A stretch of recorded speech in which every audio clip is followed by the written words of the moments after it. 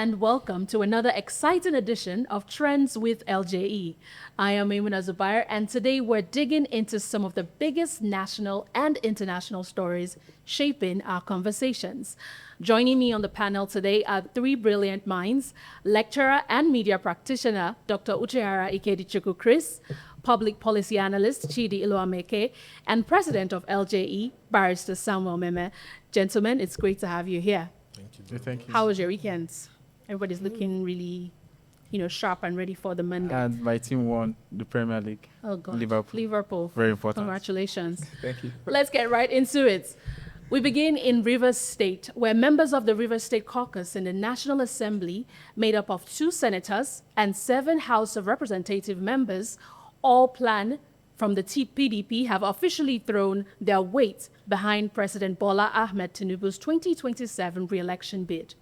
In their main argument, they say Tinubu's renewed hope agenda is, quote, the surest path to Nigeria's prosperity and progress, pointing to what they describe as visible successes so far.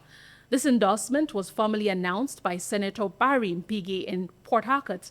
Interestingly, this declaration comes at a time when the Nigeria Labour Congress cancelled centralized May Day celebrations in Rivers and Edo states, citing political interference and the imposition of emergency rule in Rivers.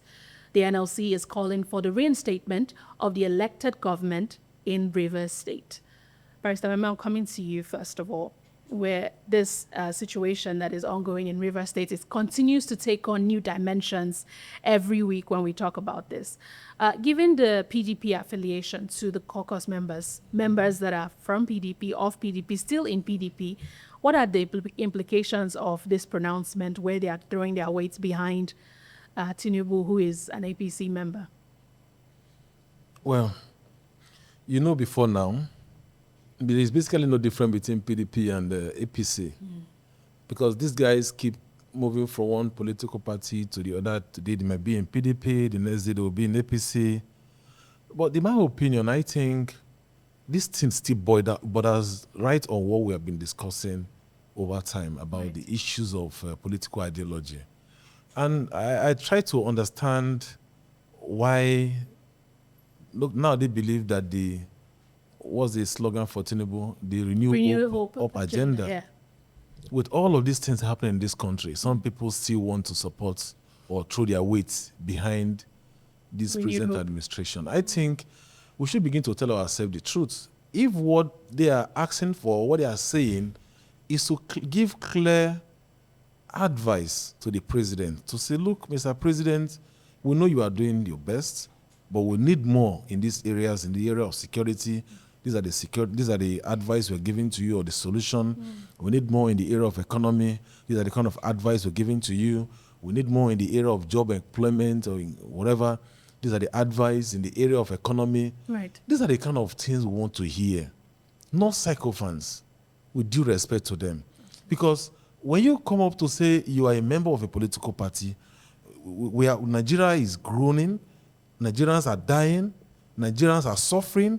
Nothing has improved since this administration commenced in 2023, and you are coming up to say you are throwing your weight behind a president who had barely spent 2 years in office with nothing really to show for his administration. Right. And I think, again, I am not so surprised because when you look at the configuration of PDP and APC, again, of course, you see what happened in Delta State, where all the political office holders in Delta State had moved from PDP to APC. Yeah. And recently we also heard that more of about 40 National Assembly members will be moving. I'm still in shock in that area because I don't know what has really changed, what is going on behind the scene, why all of these guys are moving from a particular political party, en masse to another political party without any reason. Without any reason. So I discussed with someone in Delta State and he told me, and I know this cannot be verified, he said there are a lot of issues happening in Delta State and they want federal government protection. I mean, I remember even this same current president of Nigeria, he was in the opposition from 1999 till the time he became the president of this country. He never moved from a political party. Rather, he only moved from a political party by the reason of, improving on the structure from AC to ACN to where they find themselves at the moment. Nigerians politicians must begin to realize that a lot of people are depending on them to give their voice, to represent them. And as a legislator, if you cannot represent your people in the right direction, then you have no business doing there. You have no business there. Absolutely. So I find it so very worrisome because we are moving towards a one-party state. And this is very, very dangerous for our nascent democracy. And people must begin to ask questions. Nigerians must begin to realize and understand the people that are causing this confusion and try to understand that these are people who do not really have interest of the people at heart. So come 2027, they should look at them critically to know whether these are the people we should trust, or because if you are a member of the opposition party, you also have some level of respect. Yeah. You should be able to provide solution. Yeah. You must not go to the ruling party before you can influence development. But it seems to be so because, you said something about how the person that you spoke to in Delta State said they need federal government protection and all of that. I'm wondering, does you being in an opposition party preclude you from federal government? You are still a Nigerian. Yes. So the government is still beholden to you. And it's actually quite, like you said, worrisome that we're headed towards a one-state party system. Yes. Which, I don't know if we've ever had this before. Even at the worst of our times, we've had two parties dominance. Yes. This is not looking like a very good movement. And it is even very painful if this administration is solving the needs of the people. If we are getting solutions, look at what is happening in Benue State. Look at what is happening all over the country.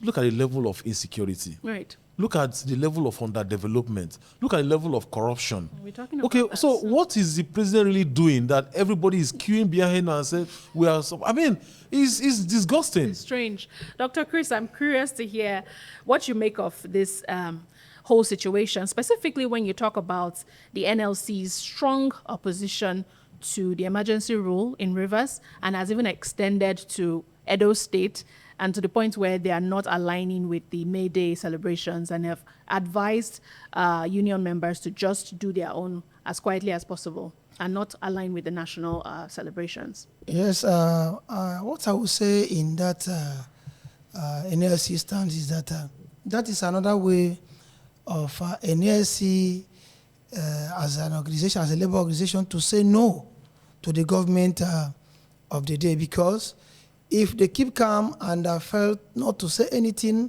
or not to act, and that means they are in consonance to what the government is doing in both states. Absolutely. So by that reason, they have to say something, and that is one of the ways with which they will say something in those two states. Then let me still draw inference to what LJE president just finished saying. You see, when you look at the political calculation of our Nigeria of today, you can see that the PDP is gone. PDP as a state, as a party is gone. Yeah. And what do you expect from a dead party? People will leave that place. I'm not trying to support the issue of John Keating running from this party to this party. I'm against it. But it shows two things for me, that PDP is dead, and that shows another thing to me, that Wike as a person, as a politician, is a very smart person. Starting from when he started, during the electionary process, he told the president openly, I am going to support you. Forget it, you are going to win Rivers State. But any other place, any other seat, leave it for PDP. That is a very smart calculation, that if this way is better, he will go this way. If this place is better, he will go this way. And we have seen where his posture is going now, where he's adding weight.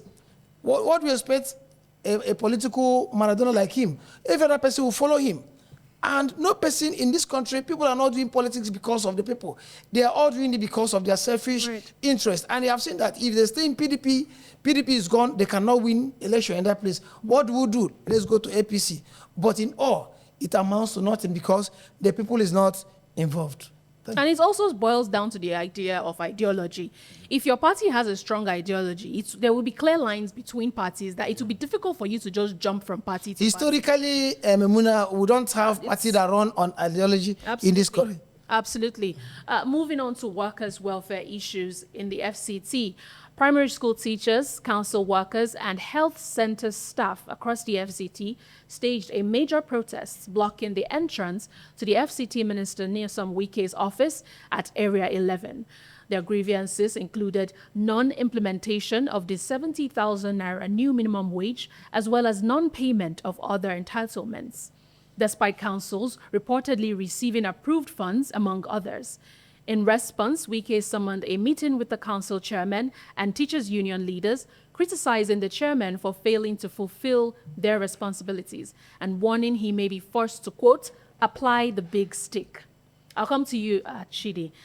From my understanding of this story, it's looking like Wike is trying to lay the blame firmly at the feet of the council chairman and seems to be distancing himself from the crisis at hand. But it doesn't matter to the workers because they went directly to his office. What are your thoughts on this?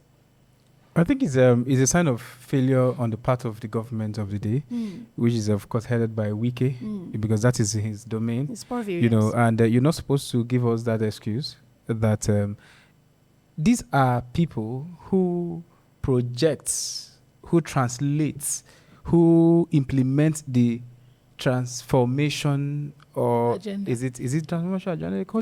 Renewed Hope agenda, you know, of Mr. President that you so much cherish to the point that you have issues in Rivers State because of the love you have for this man, as you give us the impression. So if these people are not doing what they should do, these people are they are very insignificant. I mean, the council chairman. Absolutely. For you to hear that the council chairman or chairman, the 6 area councils, have refused. Please. I don't think they refused. They had what they do? They've not disbursed the monies that was approved by over 4 billion within that region. Who are you supposed to blame? Somebody should be held accountable. Absolutely. It tells you the kind of government that we find ourselves. That even Wike cannot even control those under his custody. Even Wike cannot even give instructions and they will be done. Do you think the money has actually gotten to them? They said it's been approved. So if that has been approved and then he's lambasting this council chairman for not releasing these funds. I mean, even if the money has not been approved, let's be realistic here, gentlemen. If the money has not been approved, or even if it has been approved and it hasn't gotten to them, what if Wike told them to stay action first? But he can come out and say it is them to blame. He knows that none of them is going to stand up and say, sir, you're the one that asked us not to. Yes, we don't have evidence to that. What we have evidence to that is what we're going to speak. Absolutely. And inform the public. And then what we have evidence to is the fact that there's a show of shame that there is no coordination, no respect for, even from the chairman, because the chairman interprets what they see the elders do. So it's a shame that our teachers are peanuts. We're talking about 70,000 naira. You know how little that money is? It can't buy you one bag of rice. No. It's not even enough to buy you ingredients. It's not even enough to pay your transport money, your fuel money. That increases, like, you know, it's appalling, actually. It's appalling. Arsta, how do you think this affects Wike's public image, especially considering the praise he's been receiving for his work in terms of his infrastructure delivery here in Abuja with this and all of the issues in Rivers State combined as well? It seems like he's been in the news very steadily for the past 2-3 months now. You know, issue of primary school is actually domiciled under the local government administration. Right. And that was why I heard the minister, the FCC minister, stating very clearly that the funds have been approved and some of these local council chairmen are sitting on the funds, not releasing the fund, which is a typical Nigerian style. So the FCT minister has exonerated himself, but of course, he still has the responsibility to prevail over these, the local government administrators, to ensure that this money gets to the people that are entitled to receive these funds. And This happens regularly. And of course, because this is happening here in FCT, and it gives opportunity for every one of us to have an idea of what is going on. In some other states, you find out that some of these local government chairmen still sit on these funds meant for the primary school teachers and refusing to release And health funds. workers. And health workers too.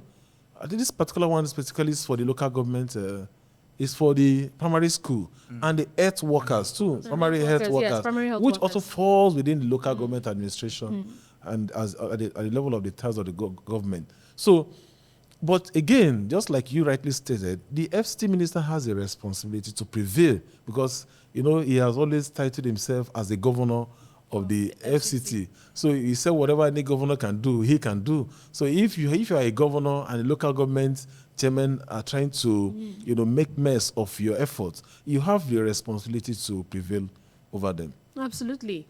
Well, it's heating up already. We'll take a quick break now. But when we return, we'll discuss the World Bank's dire warning on Nigeria's poverty crisis and a historic tribunal ruling that has slammed a $220 million fine against Meta and WhatsApp right here in Nigeria. Don't go anywhere. Trends with LJE continues after this. Ready for change? Join LJE Nigeria, an innovative organization driven by change, growth, and economic advancement. For membership details and registration, visit our website ljenigeria.org or follow us on all social media platforms.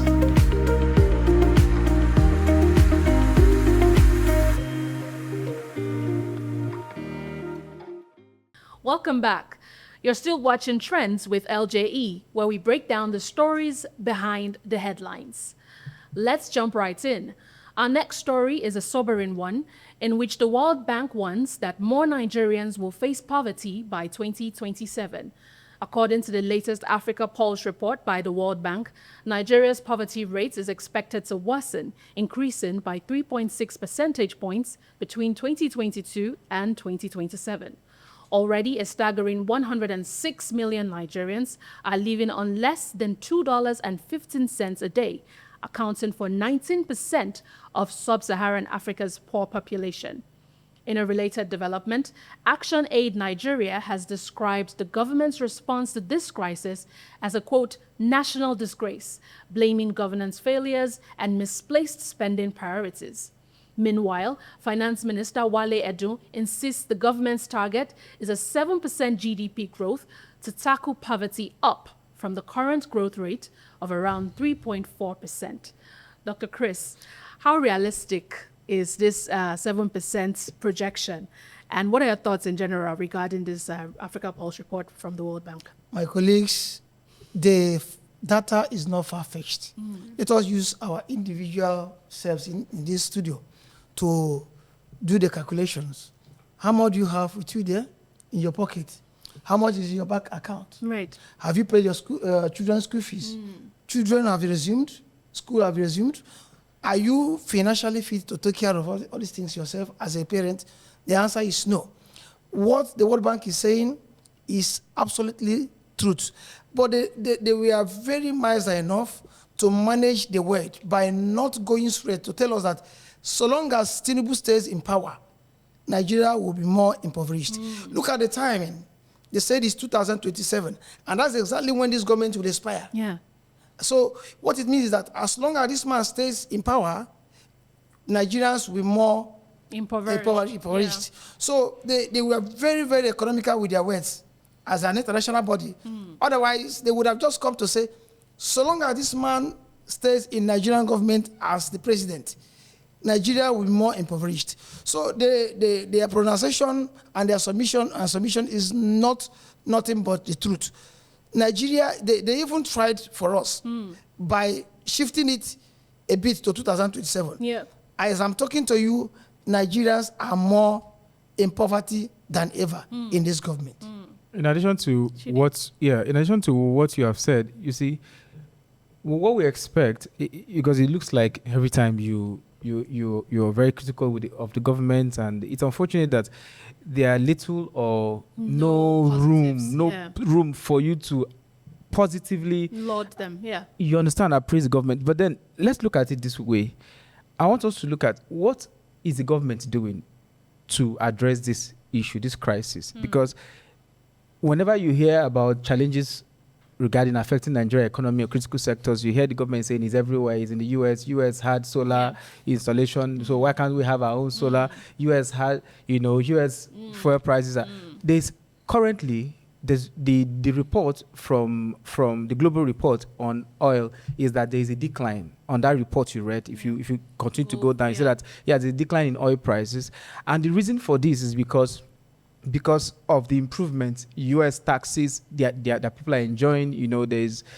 But on our part, we're not working on the agricultural sector, the other sectors. We're not providing employment. The government should be more critical about these things. Right. They should take decisive steps to address poverty, issues of poverty. They should address issues of health. They should address issues of education. Right. It should be critical. There should be state of emergency declared in these critical areas of the economy, and there should be a national consensus on how to address these issues. It should be deliberate. And I can tell you something. I wanted to say this, and the government recently, the first day in office, before he even assumed, the few minutes he assumed office, Tinubu, what did he do? He removed subsidy, which everybody applauded that, yes, remove subsidy is good.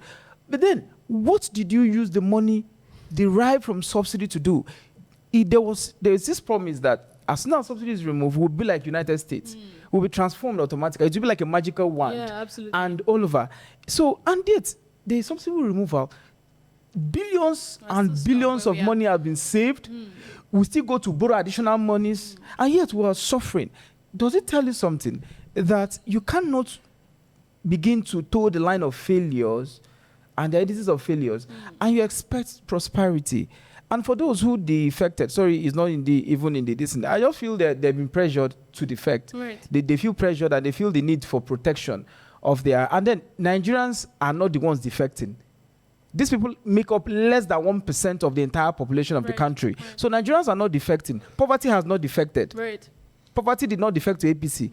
Poverty is still within the country, is affecting us, and I can tell you that come next election, it's not going to be funny. The government should rescue itself very quick and very now. Marista, very quickly, I'd like to hear your thoughts. Given Action Aid's strong criticism, would you say that the administration's policies so far are attacking the symptoms rather than the root causes of poverty?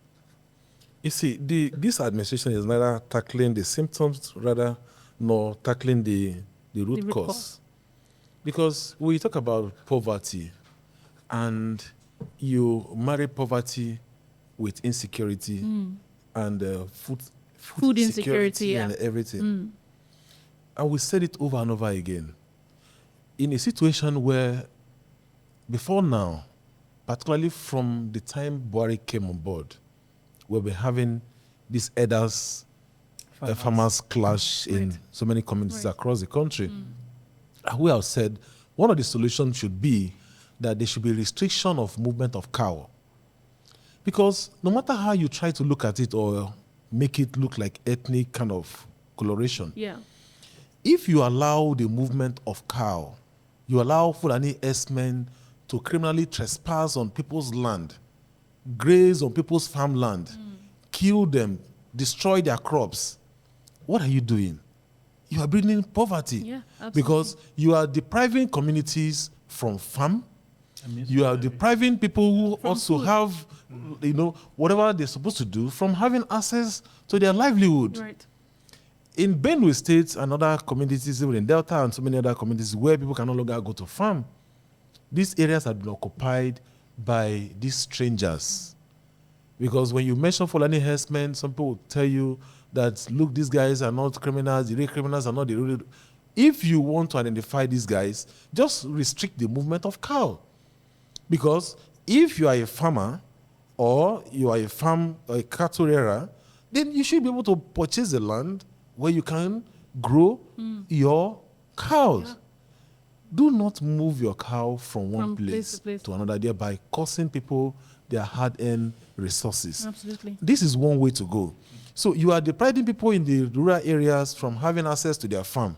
And you think poverty is not possible? It will continue to increase. Absolutely. So there is a call to the government of the day, whether being the federal government, the state government, or local government, they should take charge of their community. Absolutely. They should restrict the movement of cow. And it should be banned. They will now begin to see some level of improvement, particularly from the farmland. And that can also help. Agricultural sector. Moving strictly along to our last story of the day, let's move into tech and consumer protection, where the Federal Competition and Consumer Protection Commission, FCCPC, tribunal has firmly upheld a staggering $220 million fine levied against tech giant Meta Platforms Incorporated and its messaging platform, WhatsApp. The tribunal, led by Thomas Okosun, confirmed that Meta violated Nigerian data privacy regulations by discriminating against Nigerian users, unauthorized transfer and storage of user data, abuse of its dominant market position. In response, Meta contested the fine on 22 grounds, but lost. They have also been ordered to pay an extra $35,000 for investigation costs. And this ruling comes just days after the European Union fined Apple 500 million euros and Meta 200 million euros for breaches under the New Digital Markets Act. This is a landmark. I think we've been talking about how there's not a lot of positives. This looks like a positive. I'd like to hear from you, Chidi. I think you're very eager to speak on this. This is very positive because we need to applaud the government for this, because it's data privacy, and a lot of data has been stolen from unsuspecting members of the public. In fact, Europe has more data protection more than us here. In fact, this investigation took almost a year or more by the government agency to conduct. It's very, very important because of our own, for national security concerns. Yes, too. because apparently some of this data were being sold to external parties outside of Nigeria. For national security, it's very important. In addition to that, the government is doing well. We need to appraise them for this. And I think maybe the 220 million lawsuit, I think it was borrowed from the EU, because EU slammed Meta. But that is euros. Well, euros, but it's okay. It's a good thing. Absolutely. I think what they should do further in to recommend, to the Minister of Communication, and is to also look at, not just go beyond Meta.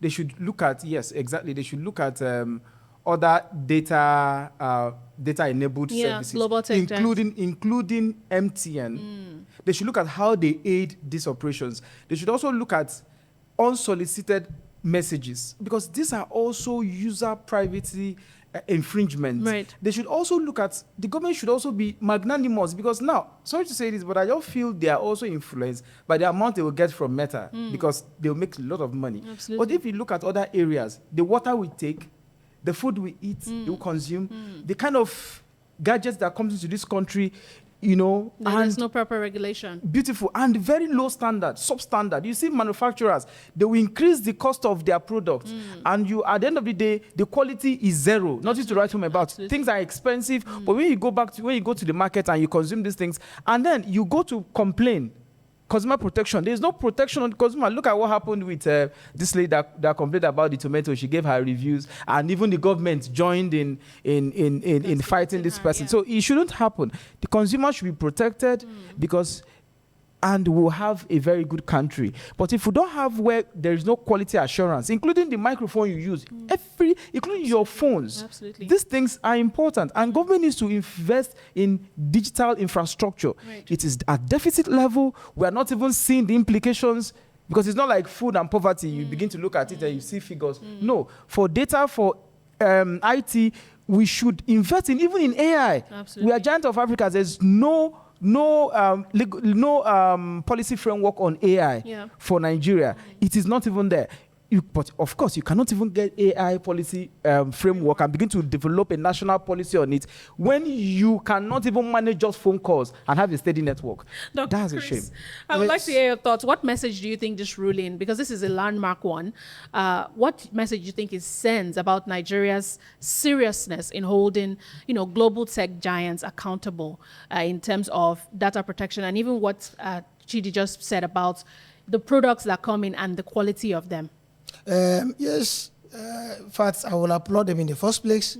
But let me still tell us that for the FCCPC to swing into action in this area, something is fishy in that area, and that is that our so-called leaders, their data is a kind of exposed. Right. If it is a poor man's data that is exposed, nothing will be, they will not take it so seriously. And that is why you see them out. That's why you see them out. Yes, their own data is involved. If it's a poor man, nothing happens. Secondly, is it that our data is inferior to those of Europe, and that is the reason they are slamming them with a very meager amount. Check what $222 million. It's bigger for me to say. Right. A serious continent like Europe is more serious than us.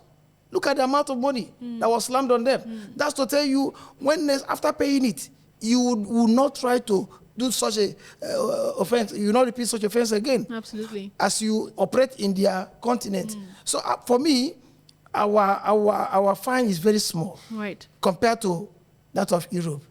Barrister, thoughts? Do you agree? Well, I totally agree. I agree with what the doctor said.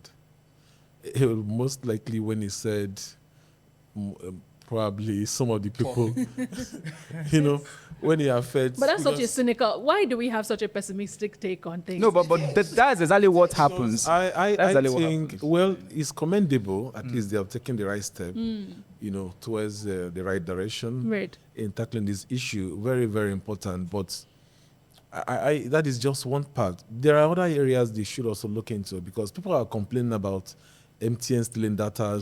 They sell data to you. They also take the data back. Nobody is asking questions. So they should also look at those ones that affect the real people who are using telecommunication. Absolutely. Yeah, they should also look into those areas. That is very true. And honestly speaking, one of the things that they were called to in this tribunal was the fact that we get less services. Like we get the same service, but the quality of the service is less than other countries. In addition, something else. In addition to that, one of also the reports was that their services, their platforms, taking more data than necessary. Right. Yeah. So it is also important to. So if the EU, because this is very, very instructive, if the EU fought under this umbrella, trying to canvass that the infrastructure by AI, by Meta, that is WhatsApp and all those, WhatsApp, Facebook and co. They frown at large data consumption, because of the way they want it to operate.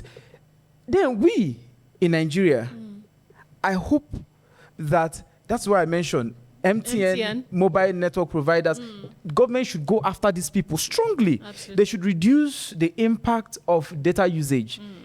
Data is just disappearing. Even the cost of calls, you cannot just make the tariffs are much higher now. If you have important calls to make, you suffer from high blood pressure for like 5 seconds before you make each call, and it's not helping the health of the people. Maybe a research needs to be conducted on that. Let me see. I made a submission some seconds past. And the submission is that our government agencies work more when the big guys are involved, our leaders are involved. Now, to substantiate what I just said earlier, there was a time we shifted our flight from Abuja. That was when Abuja airport the runway was on construction, and it was shifted to Kaduna. Yeah. Let me still tell you that from Abuja here to Kaduna, the kind of security operatives on the road, I have never seen that kind of seriousness in my lifetime. As soon as the Abuja airport was concluded and it became functional, they retrieved and removed everyone. Now, because the poor men are now using that place. Traversing the roads, yeah. So this is to buttress what I've just said earlier. It is not that they started. They were rightly involved, and that's why you see them serious.